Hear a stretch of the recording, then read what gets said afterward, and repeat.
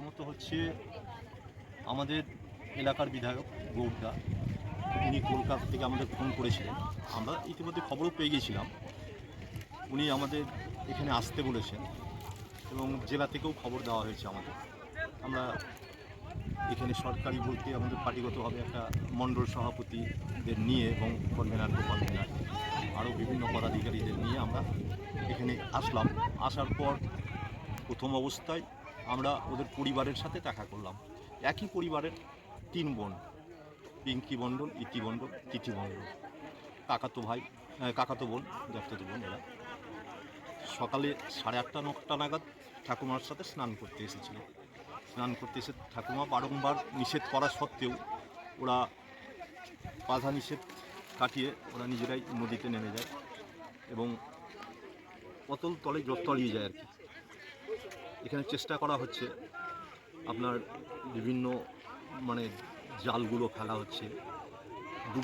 ডুবুরি রায়গঞ্জ থেকে রওনা দিয়েছেন এবং আমাদের বিধায়ক প্রতি মুহূর্তে খোঁজ রাখছেন যে কি অবস্থা, কি দাঁড়ালো।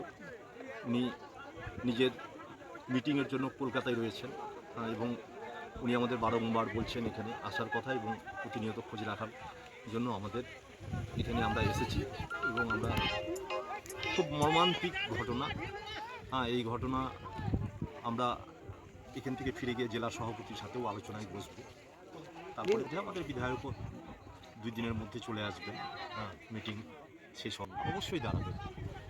কারণ এই 3টা পরিবারের আমরা তো হয়তো বাচ্চাটা ফিরিয়ে দিতে পারবো না, কিন্তু তাদের আনুষঙ্গিক আর যে সমস্ত যা কিছু দরকার, এবং আমরা প্রতিনিয়ত তাদের সাথে থাকবো এবং আমাদের দল তাদের সাথে থাকবে। এইটুকু আমরা বলতে পারি। আসেনি বলতে রায়গঞ্জ থেকে রওনা দিয়েছে, টাইম লাগবে আর কি ডুবুরি আসতে। ডুবুরি এসে গেলে খোঁজা চলবে আর কি। মানিকচকের ব্যবস্থাটা নাই। মানিকচকে এই ব্যবস্থাটা নেই। আর বিশেষত এখানে জলের গভীরতাটা প্রচুর আর কি, যার দরুন খোঁজাখুঁজিতে একটু অসুবিধা হচ্ছে আর কি। ডুবুরিও ইতিমধ্যে চলে আসবে আর কি। আপনার নাম এবং কী দায়িত্বে রয়েছেন? হ্যাঁ, আপনার নাম এবং কী দায়িত্বে রয়েছেন? আমি মানিকচক বিধানসভার কনভেনার এবং জেলার সহসভাপতি পবিত্র কুমার দাস।